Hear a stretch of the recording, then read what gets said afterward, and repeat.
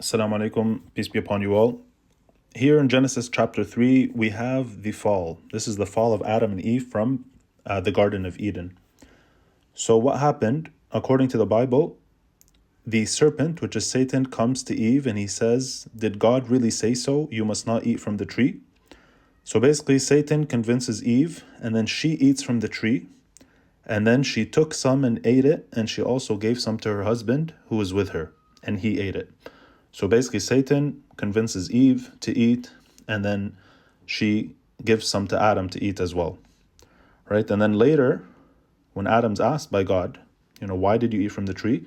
He says, the woman you put here with me, she gave me some fruit from the tree and I ate it. So why did they fall from the Garden of Eden?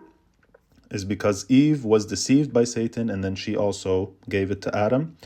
And later, God says to Adam, because you listened to your wife and ate from the tree, then you're cursed, the ground is cursed because of you, and then you have to basically go down and work the earth for the rest of your day, your life, right?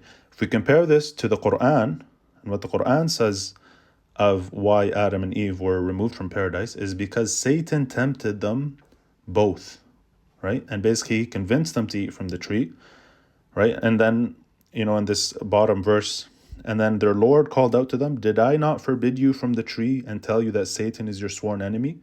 So Satan is the one who deceived them both. Not that he deceived his wife and then his wife, also convinced him. But they're both rebuked in the Quran, and they both did the sin, and they were both listened to Satan. But then after, they repented to Allah and they were forgiven. Right? And as a side note, this paradise or this garden that they were in initially will not be the same as the garden and paradise for the believers in the hereafter, because in the hereafter, the garden paradise is only for pleasure. There's no forbidden fruit, there's no whispering of Satan, and so on and so forth. I hope this was of benefit. Assalamu alaikum wa rahmatullahi wa barakatuh.